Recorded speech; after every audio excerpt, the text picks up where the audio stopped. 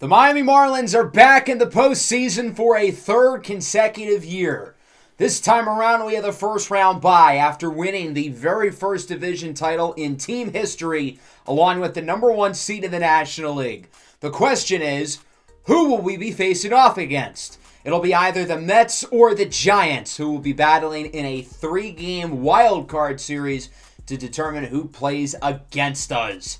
We're also going to be going through our studs and duds of the year for the regular season, as voted on by you guys in the last episode, along with, of course, games 1 and 2 of the NLDS. So last episode, the Marlins were able to win the division. We only won by 1 game, but we got the job done, winning our first division title in team history and grabbing a number 1 seed for the first time in team history. We only beat the Mets by a game. The Braves and Phillies also not too far behind. They both missed the playoffs. They both would have gotten the 2 seed in the American League. That's how good the NL was. The top seed in the AL would have missed the playoffs in our conference. So the Mets, Giants, and Dodgers are the 3 wild cards, while the Marlins, Cubs, and Padres won their divisions. In the American League, the 85-win Orioles not only win the East by a game, but they are the number 2 seed. The Red Sox and the Rays, a game back, both make it in as a wild card. The Cleveland Guardians are your number 1 seed, going 91-71, while the Mariners with 84 wins take the West, and the Rangers grab a wild card spot of their own. The American League certainly was not as top-heavy this year as the NL was, but it was really deep, with a number of teams in the fight for a wild card spot until the end. So before we find out who we're going to play against, let's quickly go through our studs and duds of the year. If you want to skip right to the postseason portion of today's episode, I'll leave a timestamp in the description. So the stud of the year ends up being Edward Cabrera. To no surprise, he had an absolutely spectacular year, winning the NL MVP, just the second pitcher in the last 50 years to win the MVP in the NL, along with, of course, the Cy Young. Cabrera won the stud of the year last year, and it would have taken a historic season for him to win it again.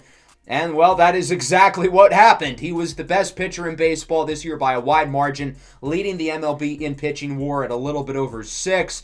And he was able to win the MVP, and I think it's well-deserved because he's such a valuable piece of this team. The prize for winning stud of the year is you go up in rating and potential by 3. But here's the problem.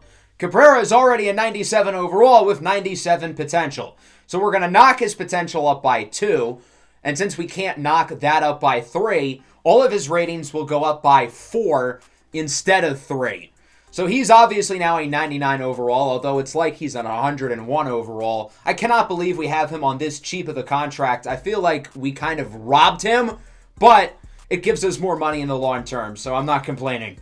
Brian De La Cruz gets second place. I think he was our most dependable position player this year. He was really the only position player to not get hurt or have a cold streak that lasted multiple weeks throughout the year. He was rock solid. Career high in WAR, 33 homers, hitting over 290. He's really found a home as our leadoff guy because he's not great with runners on base, but he knows how to get on. He knows how to hit for power. And he's going to go up by 2, his rating and potential. He made himself a lot of money this year being a free agent at the end of the season.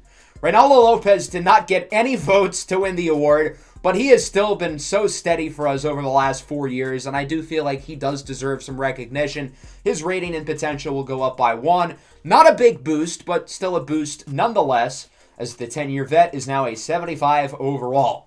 As for our dud of the year, in the big league level, the loser, unsurprisingly, with like 80% of the vote, is Yuri Perez. It's been 4 years with him in the big leagues, and he has not improved really at all. In 14 starts this year, he had an ERA in the 7s, a whip above 2. He was just not good. I don't know how he had a positive WAR. He was horrific. He was really good for the half of the year that he was in the minor leagues, but that doesn't matter. This is a guy who's supposed to be an elite big league prospect for us, and so far, he has been the definition of a bust. His rating and potential will go down by 3. He only has 88 potential now. Quite the contrary from where he started in this series, which was like 93 or 94.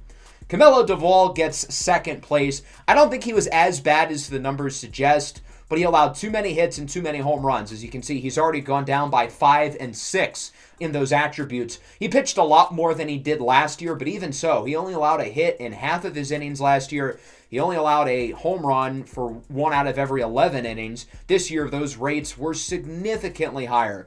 ERA in the 4s, whip above 1.3. So his rating and potential will go down by 2. We're paying him a lot of money in the bullpen, and so far he hasn't fully lived up to his contract, especially with this year being not so good. And he's still got 4 years left on that deal, making $6.7 a year. Ha-Seong Kim gets 3rd place. I think this is a fair spot for him because while he was disappointing offensively, he is still a valuable player. We didn't necessarily expect him to be Luis Arias when we signed him, but I was hoping that he'd hit higher than 231 and his on-base would be higher than 270. But he's still a really good and versatile defensive player, so even if he's not necessarily a great hitter, there is still a lot of value for a guy like him. His stuff will only go down by 1. Let's now cover the minor leagues, and a number of guys who are up for Stud of the Year are guys who could be good enough to make the playoff roster, including Kevin Alcantara, who goes up by 3, winning the Stud of the Year. He had a great season in AAA, and when he was in the big leagues, albeit only 43 at-bats, he played really well. So he's now an 80 overall, and he's going to be an interesting guy to see if he makes the postseason roster. Ariel Amador was another guy we considered to make the postseason roster, if not for him fracturing his hand during the final week of the year. Another guy who had a great season in the minors and in limited ABs in the majors. He was, again, quite good. So his potential and rating will go up by 2. He is now a 77. Both Alcantara and Amador could be guys who get big roles next year with a lot of our position players not under contract. Dalton Rushing ends up getting 3rd place. He was definitely a pleasant surprise, had a great season in AA, significantly outperforming Joel Beltran, who was one of our dud of the year candidates in the minors. He got 2nd, only beating out Jonas Jimenez. I think, to be fair to Jimenez, he's only a 56 overall, but that doesn't mean that he was good. He was absolutely horrific. He's 23 years old. If he was 19, he wouldn't have been on the ballot. But he's a little bit older. I would expect a little bit more out of him, even though his ratings aren't great. Joel Beltran gets 2nd place. He's kind of a similar story to that of Yuri Perez in the sense of he's been with the team for a while now. He's been in our organization for 4 years. We drafted him back in season 1. He really hasn't improved at all. He's going to go down by 2. He did miss much of the year with injury, but when he was healthy, he just was the same player he was 3 years ago. Sandy Gaston gets 3rd place. He was inconsistent in the AAA rotation. For 73 overall, I expect you to play at a fringe major league level, and we didn't get that out of him, so he's going to go down by 1 as a result. So those are your studs and duds of the year for Season 5. We will once again do studs and duds of the year for the playoffs as well. Now it's time to look at the playoff roster. Our most notable omission for the NLDS will be Tyrell Berry. He's only 19 years old, but he's produced this year at the big league level. Unlike Yuri Perez, who's also not on the playoff roster, Berry actually had a really solid year, but we just don't fully trust him yet because he's such a young guy who is still very inexperienced. If we do make it out of the NLDS, we might bring Berry back onto the playoff roster because we might want another starter. But for now, we're going to prioritize having extra bench bats and bullpen arms while running a short rotation. We're going to have guys like Kevin Alcantara make the playoff roster. Gennaro Miller ended up getting the final spot over Berry. Even Andres Vina, the rookie, who hasn't even thrown 9 innings in his big league career, I've seen enough to suggest that we can trust him. Let's take a look at our lineups. Obviously, these are subject to change on a game-by-game basis, but this is what we're going to be rolling with for now. I want to put ourselves in position to have the best matchups possible, try to avoid having lefties in a row, and have our guys who are clutch surrounded by our best hitters. As for the rotation, we're going to roll with 3 starters and then a bullpen game for now, and we're going to have a 4-man rotation. The starting pitching is going to be the X factor for this team. The only starter that I really trust right now is Edward Cabrera. Not even Sandy Alcantara because he's had his fair share of playoff struggles in this series. We should be getting guys like Bo Bichette and Max Meyer back eventually. Meyer will be taken off the 60-day in just 2 days. He will be unavailable for the NLDS, but possibly after that if we were to win. And that poses the question if we trust him enough to add him to the rotation because he has been good, but he's also inexperienced and he hasn't pitched in 2 months. Do we trust him in a super meaningful playoff game? Now it's time to find out who we'll face off against, either the Mets or the Giants. Both of these teams are really solid. The Giants have been playing great over the last month or so. They are hot. And obviously the Mets, we know these guys quite well, having been in a tight division race with them all year. Mike Soroka and Corbin Burns on the mound for Game 1. I feel like the Giants especially have to win this game to try to position themselves without Burns, and they lose 5-0. The Mets score 4 runs in the first 2 innings, while Soroka goes the entire way with a shutout. In Game 2, the Mets win 7-0. A shutout for their young arm, Max Butterball, who goes 7. So across the 2 games, the Giants score 0 runs, and we'll be facing off against the New York Mets in the NLDS, our division rivals. This should be especially interesting. We've had very slightly the upper hand on the Mets this year, going 7-6 in head-to-head games, and obviously that one win ended up being the difference within the division. But truthfully, this 5-game series is really the division championship. It will not matter that we won the NL East if we don't win these 5 games. The Mets' X factor, like us, is the rotation. It's a very young group with 3 lefties. Their lineup is steady, and their bullpen obviously has some high-end talent, particularly Edwin Diaz. As for Max Meyer, as I mentioned, we cannot put him on the roster for now, but if we make it out of the NLDS, we're going to have a very interesting decision with him on whether or not we want to bring him up for the NLCS. But for now, we're rolling with 3 starting pitchers and a potential bullpen game in game number 4. But right now our focus is on this first matchup with the NL MVP and Cy Young, Edward Cabrera, getting the start here against the Mets. The Marlins are back in the postseason. It's been too long. I say too long, it's only been a year, but you get the point.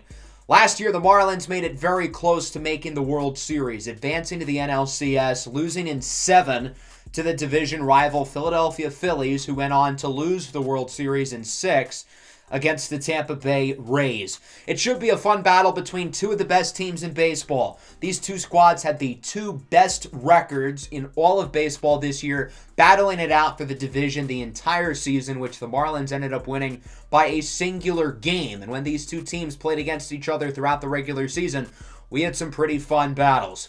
The Marlins will be getting home field advantage. Of course, they'll host the first 2 games, and if necessary, the decisive Game 5. The Mets will be starting a lefty today, so no Jesus Sanchez. He'll certainly come into the game later off the bench, but he will not get the start.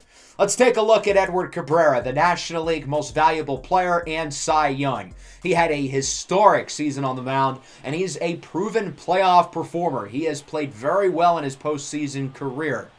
He'll face off against Brandon Nimmo to start things off, and he strikes out on the sinker. The last time Cabrera played against the Mets, which was in early September, he threw a no-hitter. We'll see if the Mets can even get 1 base hit against him today as Lindor strikes out. 2 away, that'll bring up the talented outfielder Steven Kwan. He rips this one into the gap. No-hitter today for Cabrera.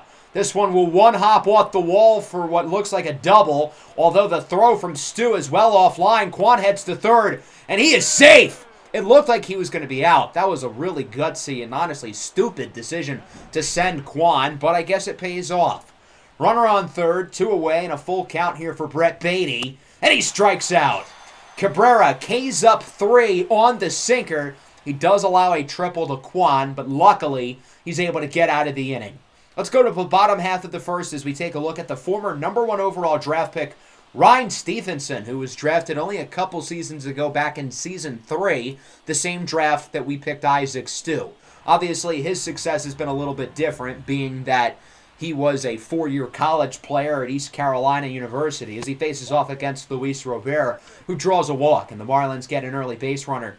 Speaking of Isaac Stu, here he is in his first career postseason at bat at just 19 years old, ripping one into the gap for a single. Robert heads to third. Ballsy on the base paths, and it pays off. Stevenson allows 2 early runners. We'll see if he can get out of the jam. It's Jazz Chisholm now. Liner to short, hit hard, 99 off the bat, but Lindor makes the play. Runners on the corners now. Big opportunity for Alec Boehm, the most clutch player on this roster. Hits it well into right field, but it is caught at the wall by Austin Meadows. And so Ryan Stevenson gets out of the inning. He allows 2 early runners, but no damage done to the scoreboard as we go top 2. Josh Naylor past the diving glove of Boehm for a single into left. The Mets are definitely hitting the ball better than they did the last time they played against Cabrera, which I guess doesn't really say much. Here's Meadows. He goes down looking on the fastball. Nice pitch by Cabrera. That'll bring up the second baseman, Thairo Estrada, 3-2. He goes down on the fastball as well. 5 strikeouts already for Cabrera, who now faces off against the catcher, Francisco Alvarez, who's behind 1-2. Pitch from Cabrera, and Alvarez is going to sky this one up into right field. Kevin Alcantara, in his first career postseason action, is under it, making the play, getting the start for Jesus Sanchez today, who again will enter the game at some point later. 5 strikeouts through the first 2 innings for Edward Cabrera. He's looking quite solid so far, as we still have no score going into the bottom of the second. We'll see if the Marlins can be the first ones on the board. Ha-Seong Kim is up for Miami, batting 7th, playing second today. He hits this one well into right field. Meadows will not make the play. It'll bounce over the wall for a ground rule double. Ha-Seong Kim may have gotten one of the dud of the year spots, but it's good to see him making an early impact here in the postseason. Fortes goes down on the curveball. Great pitch by Stevenson. 2 away now against Kevin Alcantara. His first career postseason at bat. Had a really good regular season in AAA and in the majors, but he pops it up into foul territory, and Josh Naylor comes down with it. Both teams have gotten a few base runners in the first couple of innings, but no damage done. Top 3, Omar Cinco strikes out on the sinker. Good pitch by Cabrera, his 6th punch out of the afternoon. Brandon Nimmo now hits this one well into the gap. Alcantara cannot make the play. Luis Robert chasing after it quickly. Nimmo, round second, heads to third. The throw from the cutoff man is in time! Good defense by the Marlins. It was Robert who got to it quickly, and then Jazz Chisholm, who makes the throw over to third as Bohm applies the tag. Lindor strikes out on the fastball as we are through 3. Cabrera has striken out 7, but I feel like he's relying on the strikeouts a little bit too much. When the Mets have put the ball in play today, they are 3 for 4, which includes Brandon Nimmo getting thrown out at third. But when the Mets are actually hitting the ball, they're hitting it well. They're just not consistently, hitting the ball. Bottom 3, Luis Robert chases the changeup. That was not a good pitch to swing at. Good job there by Stevenson, who's having a really solid postseason debut. Isaac Stu now hits this one past the glove of Estrada, his second base hit of the afternoon. Quite the start for Isaac Stu's postseason debut. He's 2 for 2. We'll see if Jazz Chisholm can drive him in with a full count. Swinging a miss on the slider. Through 3, we are scoreless. It hasn't necessarily been perfect from Cabrera or Stevenson, but so far both of them are getting the job done as we move into the 4th. Brett Beatty leads things off. Count is full, and he draws a walk. Another issue I've had with Cabrera, along with allowing too many hard hits, is that he's not getting himself ahead in the count. Here's another walk for Josh Naylor. It just doesn't look like he has full command of the strike zone. Against Meadows, this one is grounded to second. Can the Marlins turn 2? Kim to Chisholm to Landry. No, they're only going to get 1. Meadows is safe at first, and so now there's runners on the corners. That'll bring up Estrada. Again, the count is full. Cabrera's already walked 2 guys this inning, and there's a third. That pitch not even close to where he located it, and Cabrera has walked. The bases loaded. That'll bring up Alvarez, who grounds this one to short. Chisholm charges after it. The throw to first is in time, and the Mets leave the bases loaded. So that's what it feels like. It feels nice. Now, I will say, that was a shaky inning from Cabrera. The first inning where he hasn't allowed a base hit, but he walked 3. His command of the strike zone hasn't really been all there today. Bottom 4, here's Ha-Seong Kim, the only Marlin not named Isaac Stu with a base hit so far. As he pops this one up to the catcher, Alvarez makes the play. That's a 1-2-3 inning for Ryan Stevenson, the first 1-2-3 inning from either pitcher of the entire game. Top 5, Cabrera looking to rebound as he gets Brandon Nimmo to go down looking on the fastball. Cabrera's pitch count getting kind of high. It's at 102 as he strikes out Lindor on the slider. Cabrera finally with a 1-2-3 inning as he is through 5 scoreless. Now, Cabrera's looked a little bit shaky, but he hasn't allowed runs, which is the most important thing. How many more innings are the Marlins going to get out of him? That's the question. 1, if they're lucky, maybe 2. Nick Fortes leads off the bottom of the 5th, and he hits this one well. High and deep in a left center field. That ball is out of here! Solo home run for Nick Fortes, and finally we have scoring here in Game 1 of the NLDS. A solo home run for Nick Fortes going 424 feet, Fortes has had an inconsistent season offensively when healthy because he missed close to half the year with injury. But here in the playoffs, he makes a big play. He was really good last year in the postseason as well. And so the Marlins are on the board, finally. Big swing for Fortes. Alcantara goes down looking on the changeup. Good pitch by Ryan Stevenson, looking to get back in the swing of it. Full count here for Luis Robert. He hits this one sharply into right field, beating the shift perfectly. 105 off the bat. And now the offense is starting to come alive. That's a double for Luis Robert, who led the Marlins position players in WAR this year. Arguably the Marlins' best position player through the duration of the year. Here's Isaac Stu down the line. His third hit of the game. That'll score Luis Robert, and it's 2-0. What a game for Isaac Stu at 19 years old in his first career playoff game. He's 3 for 3, now having driven in a run. That'll bring up Jazz Chisholm, who has been on fire over the last month or so. Grounds this one sharply to second. What a play by Thairo Estrada. He'll get the out at first, but a strong inning for the Marlins. They scored 2 with a homer by Nick Fortes and an RBI single for Isaac Stu, scoring Luis Robert. That, of course, being Stu's third hit of the game. Cabrera back here for the 6th. No surprise as he strikes out Steven Kwan on the sinker. Strikeout number 10 for Cabrera on the afternoon. Now against Brett Beatty. There's another walk. Got to keep the ball in the strike zone. That'll bring up Josh Naylor. He hits this one into left field. That's going to drop for a base hit. So the Mets have 2 runners aboard here with 1 away. Cabrera's starting to get tired. Do the Marlins consider going to the bullpen? Considering Cabrera's the MVP, you've just got to roll with him, I think. Meadows grounds out to first. Landry makes the play. Both runners advance, though, and the Mets have 2 runners in scoring position. A base hit would tie the game, and out ends the inning. What a huge at-bat here for Estrada. The 129th pitch for Cabrera. Oh, that looked like a strike, but Cabrera does not get the call. Following pitch. Estrada goes down looking. Cabrera makes it out of the 6th, allowing 2 base runners, throwing 130 pitches. Cabrera was not on his A game today, but he did not allow any runs either. His day done after 6. The Mets make a pitching change as well, taking Ryan Stevenson out. He'll be replaced by Zachary Donaldson, who has not pitched in a big league game in 2 years. Quite the decision here by the Mets. I don't know what the thought process is, but okay. His day will not start off great. Alec Boehm rips it into the gap. It goes over the fence for a ground rule double, and the Marlins start the inning with a runner in scoring position. That'll bring up Woody Landry. Hits this one sharply to right. He hit a little bit too hard.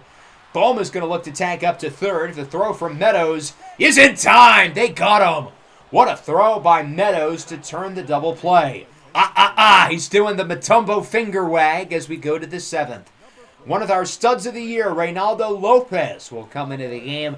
He's been very steady, very reliable out of the bullpen. Looking to do the same here to help the Marlins win Game 1 as he strikes out Francisco Alvarez, who goes down looking. 2 away for Nimmo. He hits this one into no man's land. Going to be a tough play, and Boehm makes the grab. Good job by Alec Boehm to come down with it. 7 scoreless innings for the Mets offense as we go bottom 7. Here is Jesus Sanchez. As I said, he's going to come off the bench at some point. Swings at a pitch out of the zone, and Donaldson will make the play. Jesus Sanchez was a superstar last year in the playoffs. Definitely our best hitter in the postseason.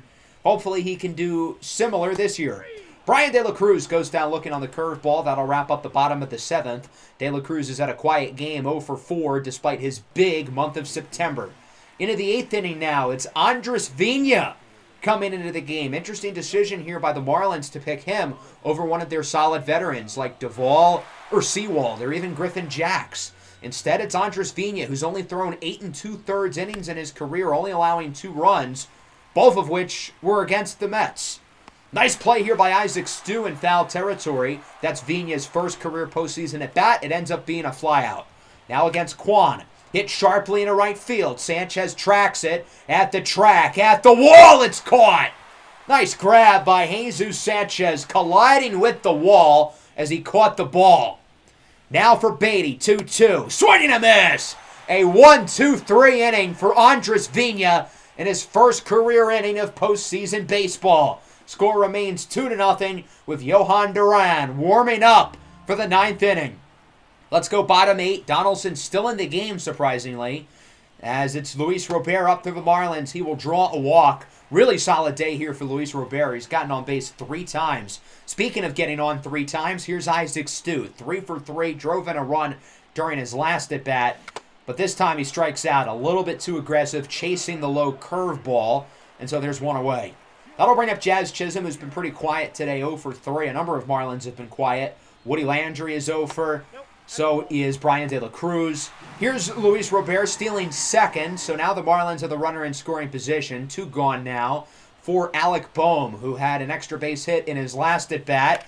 And he's going to look to get another one. Rips this one into the right center gap. And it will bounce off the wall.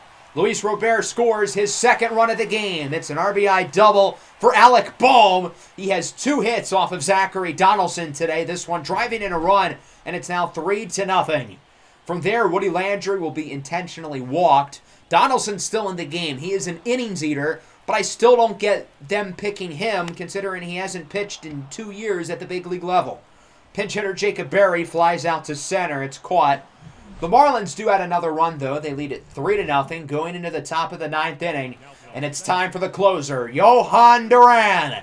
His first playoff game as a Marlin as he looks to get the save. 31 of 37 in save ops in the regular season. Against Naylor, check swing, went around on the 12-6 curve. That's out number 1. Now against Austin Meadows, 1-1. Meadows skies it up. Orelvis Martinez, who entered the game as a defensive substitution earlier, makes the grab for the 2nd out. That'll bring us down to Thairo Estrada, 0 for 3. He's had some very inopportune outs today. How about one more? Pops it up into the shallow outfield. Jazz Chisholm is under it, and Jazz Chisholm makes the play. The Marlins win Game 1 of the NLDS by the final score of 3-0 in a pitching duel. The offense made some plays when they needed to, but obviously the big story here was the pitching. 6 scoreless innings for the MVP, Edward Cabrera, who gets the win, while the bullpen did not allow a single base runner. Shout out to the 3 relievers, Reynaldo Lopez, Andres Vina in his postseason debut, and Johan Duran. Notable performers offensively include Luis Robert, scored twice, got on base 3 times. Isaac Stu had a good game. Alec Boehm had a good game. Nick Fortes hit a dinger. The Mets offense just did not get enough going. They got some base runners on early in this game, but 4 hits and 4 walks is just not enough. I thought their pitching was pretty good. For it being Ryan Stevenson's first career playoff game, I thought he was quite solid. As for us, the offense took a little bit to get going, but when we did, we started to figure some things out, and hopefully that can carry over into Game 2. As for Edward Cabrera, I know this sounds crazy, but I don't think he looked his best today, which is odd because he threw 6 scoreless innings, striking out 11 batters. I don't think he had full command of the strike zone, and he allowed a few too many hard-hit balls. But I will say, if that was any other pitcher who pitched that game, I would be on cloud 9. It's just that Edward Cabrera has such a high standard, having won the MVP. But I'm not going to complain. He didn't allow any runs, and that's what matters the most. The bullpen was fantastic. They did not allow any base runners through the last 3 innings. So as we go into game number 2, the big storyline here is obviously Sandy Alcantara. And I think he is the most important player for our playoff run because I think his performance will really determine how far this team goes. If Sandy Alcantara pitches like he did in the regular season, I think the Marlins are probably the favorites to win the World Series. If he struggles again in the playoffs, though, I don't see how the Marlins stand a chance because you're not getting Edward Cabrera on the mound every night. The case of Sandy Alcantara is a particularly interesting one because obviously we know he's a great pitcher. He finished 2nd in the Cy Young race this year, only behind his teammate, Edward Cabrera. However, Sandy has struggled in the playoffs 2 years in a row, last season in particular, and I'm kind of hoping to chalk it up as last year he just was not very good, at least for his standards, and he struggled again in the playoffs, so we're hoping that this year, since he played well in the regular season, that it'll carry over into the playoffs. 2.64 ERA, .95 whip in 33 regular season starts. Sandy Alcantara is a free agent at the end of the year, and if he wants to stick around, he's got to perform here in the postseason. The Marlins need him to be good 7 months a year, not 6. They need him to perform in October as he strikes out Brandon Nimmo. That's a good start. The Mets offense coming off a scoreless game 1 as Kwan hits it sharply to left. It's caught by Jesus Sanchez getting the start today. So a good start here for Sandy Alcantara. He retires the side, 1-2-3. As we take a look at Mike Soroka, who's coming off short rest. He pitched in Game 1 of the wild card round against the San Francisco Giants, and he pitched pretty damn well. 9 scoreless innings. He went the entire way, and he dominated against a really strong Giants lineup. Brian De La Cruz, first at bat of the game, hits it high and deep and a right. Back at the track, at the wall, it's caught.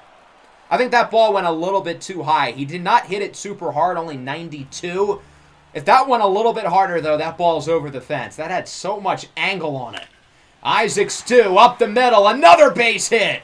Stu is 4 for 5 to start his postseason career. My goodness, has he been impressive so far, albeit he's only hit singles, but the guy's getting on base at such an impressive rate.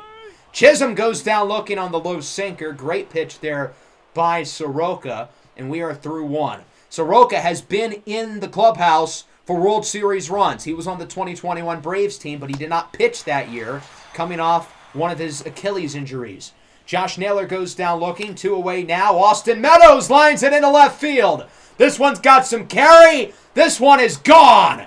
Solo home run, and the Mets score for the first time in the NLDS. It's a solo home run for Austin Meadows, and it's 1-0. Sandy had looked perfect up until then, but he allows a long ball. Estrada now flies this one into left. Sanchez makes the play. Pretty good inning, though, for the Mets as they put themselves on the board with a home run from Austin Meadows. Into the bottom of the second inning with a 1-0 score. Alec Bohm is up. He's coming off a 2-for-4 game with a pair of doubles and an RBI as he rips this one sharply into center field. 3 consecutive at-bats for Bohm with a hit. Bohm is coming off a year in which he had a career high in WAR, and I feel like we haven't given him enough attention, but he's had a really strong season for us. Jesus Sanchez strikes out looking. Tough pitch there. It looked a little outside. Nick Fortes now homered in the first game, grounds out to Naylor, and the Mets make the play. Miami has a couple of hits through the first 2 innings, but so far no major damage done against Soroka. Top 3, Francisco Alvarez rips this one down the line and fair.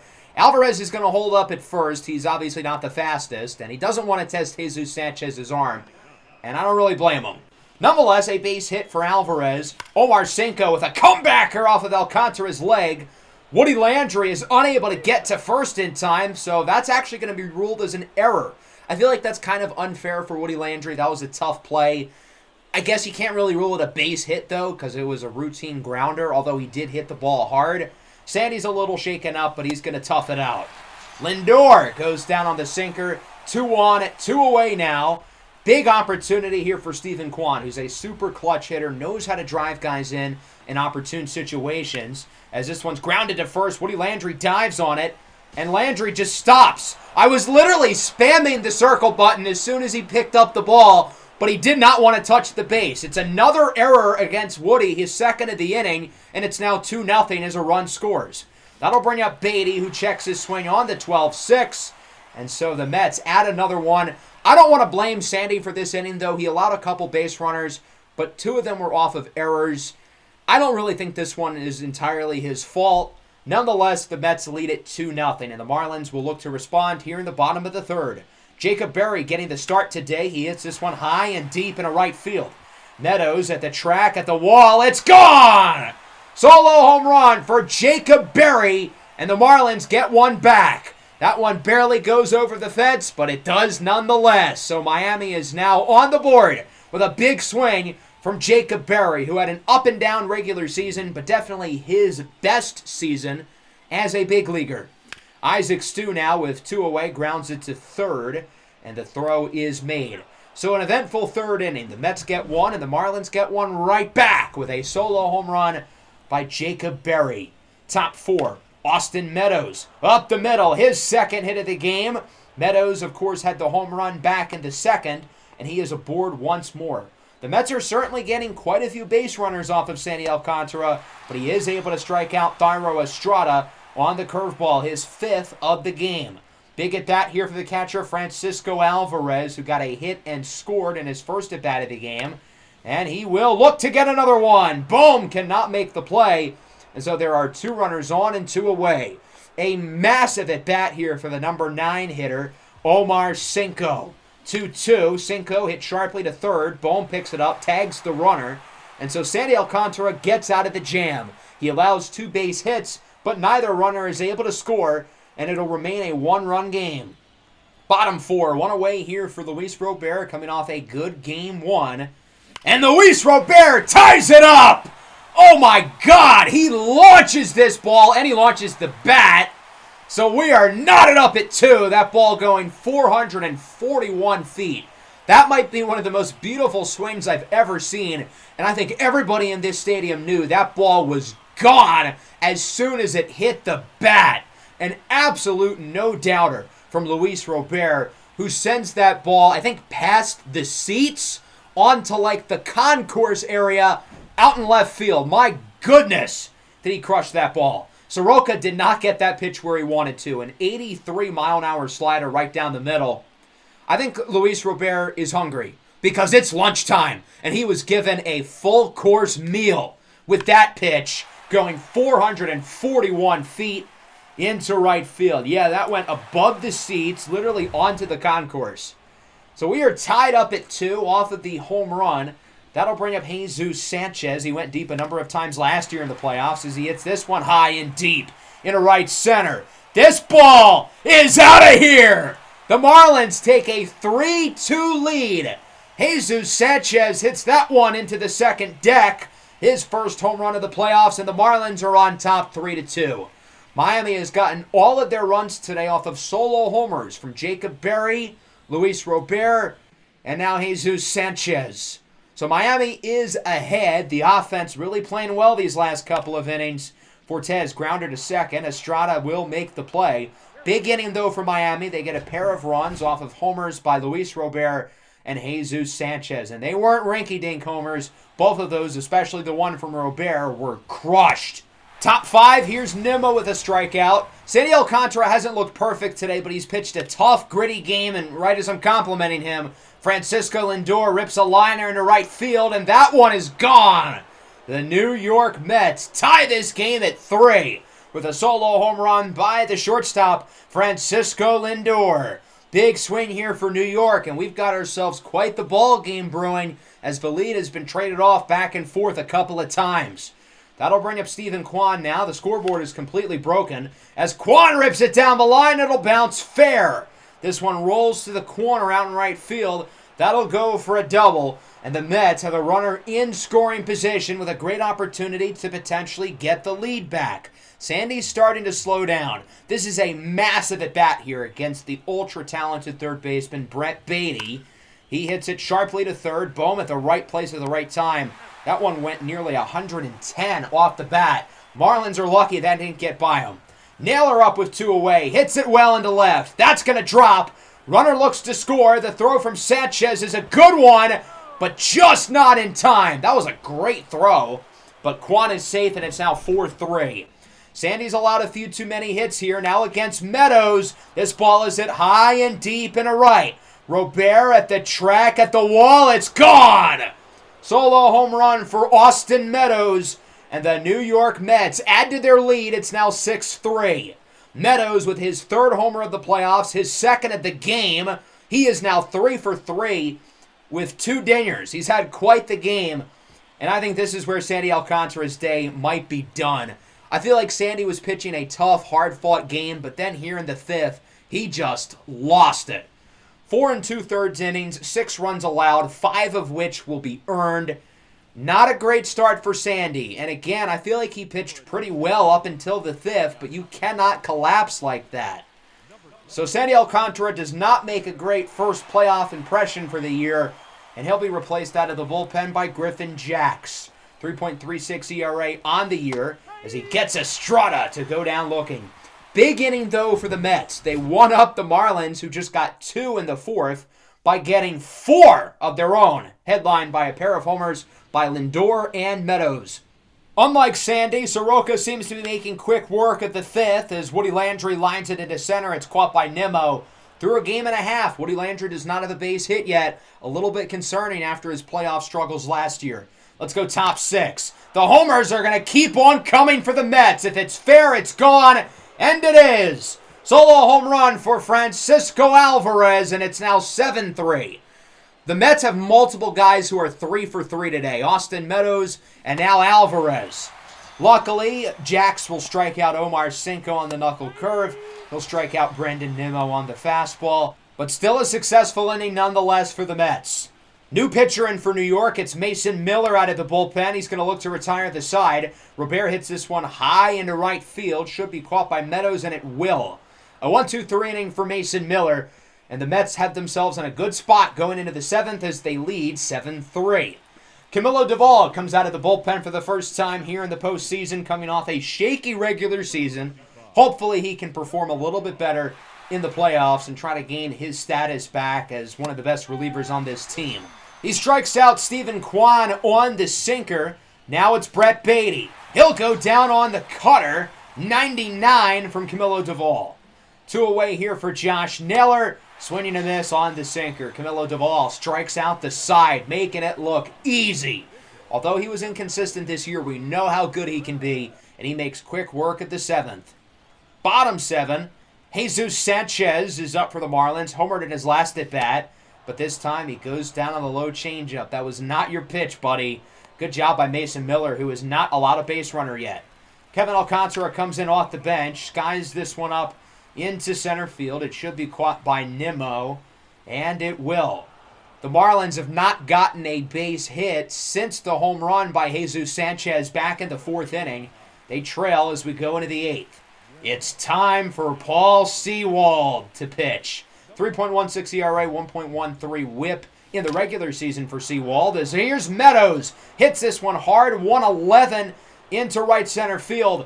Have yourself a day, Austin Meadows. He is now 4 for 4 with 3 extra base hits as that'll go for a double. So Meadows is already in scoring position. That'll bring up Alvarez, and he is now 4 for 4. Launches it into right center. That one is gone, and it's now 9-3.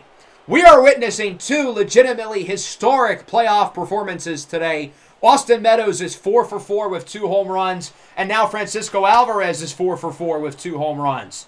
Here's Brandon Nimmo, rips this one into the gap. That'll go for extra bases, ending up as a double. The Mets offense clearly is not satisfied with their big lead. They are looking for more.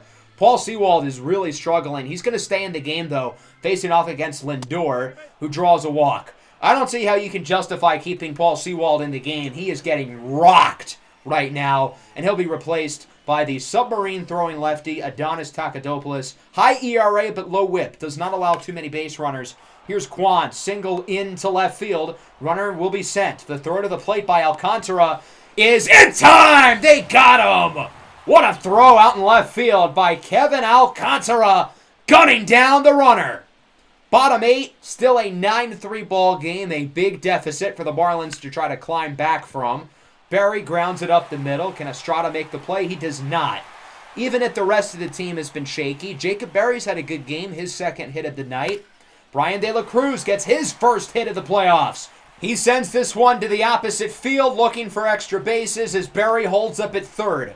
The Marlins have 2 runners in scoring position to start this inning. Could this be the start of a big Game 2 rally? That'd certainly be an exciting way to win this game. Woody Landry is up now, still without a hit in the playoffs, looking to change that here, and he does not. Swinging and missing at the 97-mile-an-hour fastball. That'll bring up Isaac Stu. He's had a big postseason run. He already has 4 hits so far. 2-1. Stu hits this one into left. It's hit well, and it's caught. Jacob Berry will look to tag up off the sacrifice, and the throw is a little bit offline. The sac fly is successful, and it's now 9-4. The Marlins are going to make the game a little bit closer. That'll bring up Jazz Chisholm now. 2-1 pitch. Jazz hits this one sharply into center, but he hit it a little bit too well as it is caught by Nimmo. The Marlins do get 1 here in the 8th, but with a deficit like this, I don't think that's going to be enough. Into the 9th, Beatty down the line. Horrible play there defensively by Woody Landry, who has just been awful in the first 2 postseason games. He doesn't have a hit. He's played terrible defense. Not a great start for Big Woody. Here's Meadows down the line. He is now 5 for 5. I don't know what Kevin Alcantara was doing here. He turned upfield for Lord knows what reason. That'll drive in a run. Bad throw as well if things just can't get any worse, and it's now 10-4. What a day for Austin Meadows. He's 5 for 5, 2 doubles, 2 homers, Alvarez is 4 for 4 as well. Looks like he's going to fly out into right field. Finally, we get one of these two out. Meadows and Alvarez started the game 9 of 9 before that fly out. The Mets lead it 10-4. Miami's going to need 6 to keep the game alive. Spoiler alert, they ain't getting 6.